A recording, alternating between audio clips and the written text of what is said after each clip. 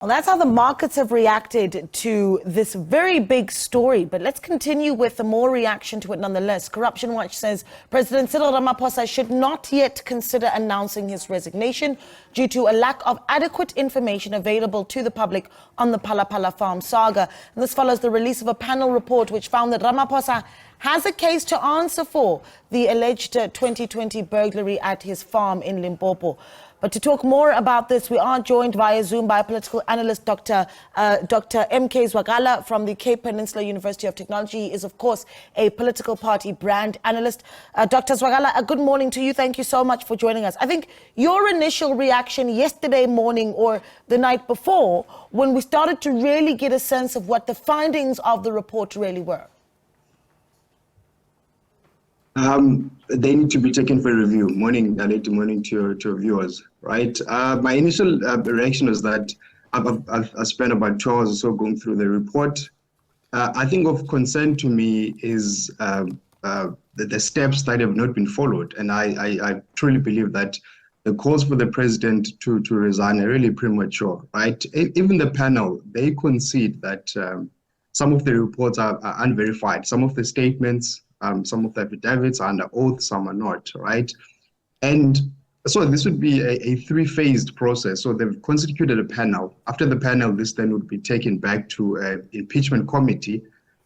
The impeachment committee then recommends its view to National Assembly. So the person in question, that being Mr. Arthur Fraser, he himself won't reveal his sources. So a lot of the information is unverified. And I think particularly concerning to me, Naredi, was the fact that there are calls for the president to step down. The South African Revenue Service has not done an investigation. The South African Reserve Bank has not done an investigation. The Hawks have not done an investigation. SABC has not done an investigation. ANC, its own internal integrity committee, has not pronounced on the matter.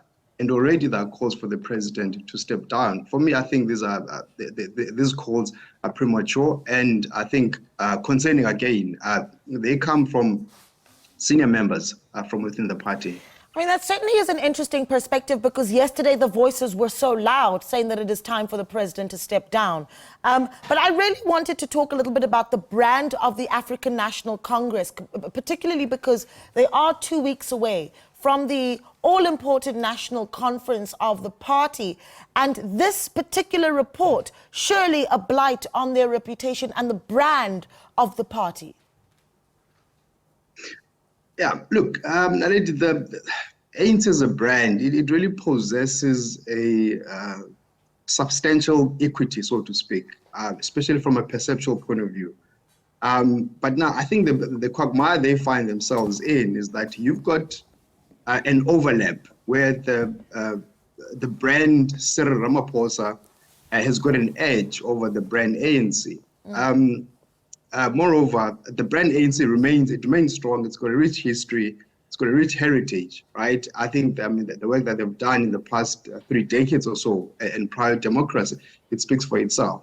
But now I think the major problem is that now you've got a South African public who shows confidence in the brand persona Ramaphosa, and that would be more for concern about the brand ANC. But I think what we've seen over the years is that the ANC does have what we call sources of brand equity, right?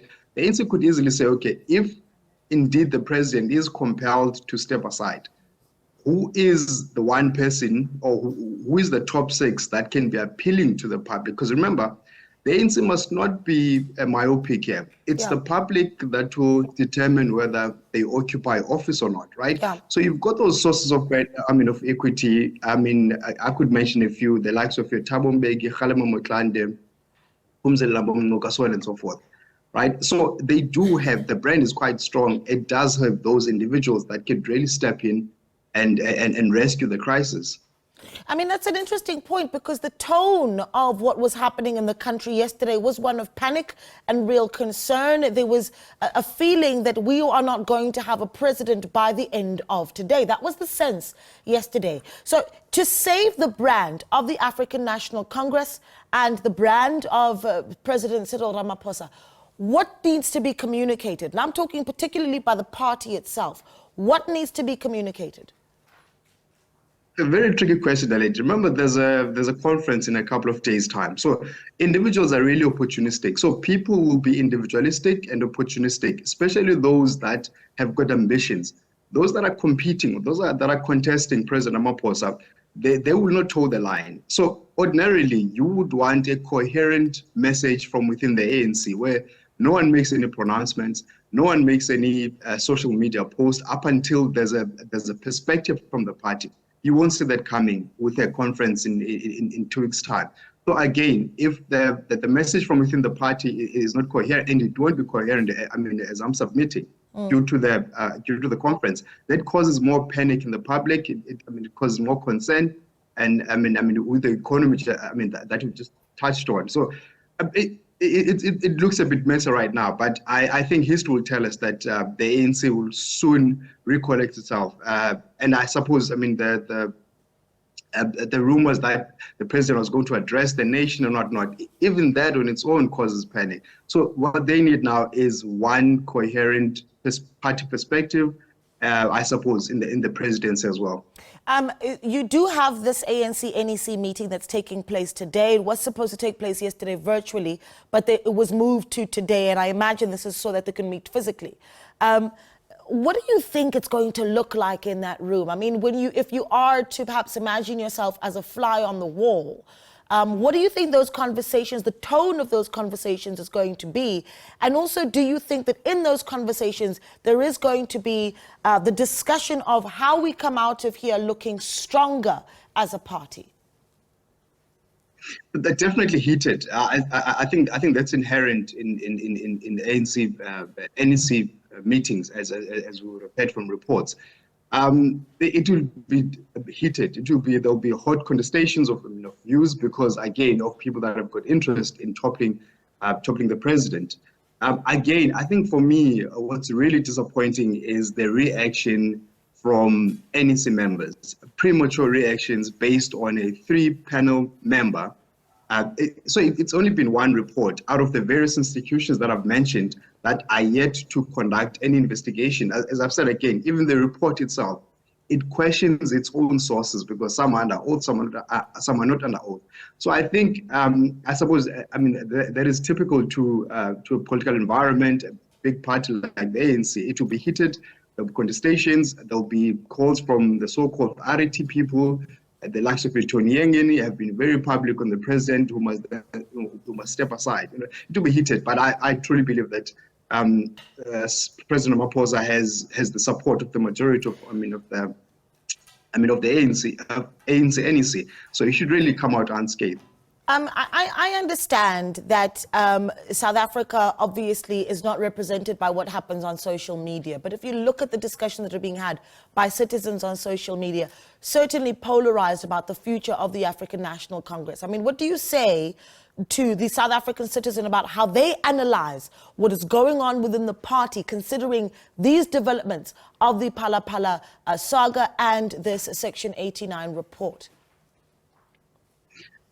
Quite interesting, very interesting point, Alit. I think generally the public have got confidence in President Ramaphosa. I've been watching social media, I've been watching primetime news. The public are really concerned about, I'm talking about ordinary citizens. I'm not even talking your business, your private sector, so on and so forth.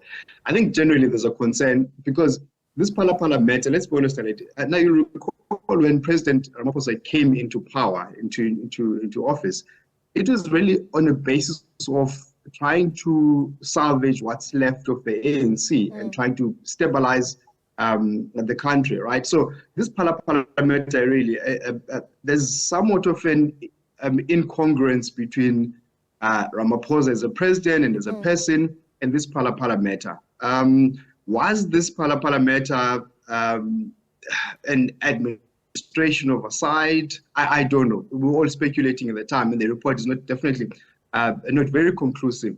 So generally, the public they have confidence in Ramaphosa. I read a tweet this morning that said, "Should President Ramaphosa step down, this may just be the last ANC president in office, in governance office, that is." So I think generally people have I've got a feeling that this can be dealt with on other platforms besides him really stepping down. And I think it's really a fair point. Remember where we come from. The ANCs had to defend.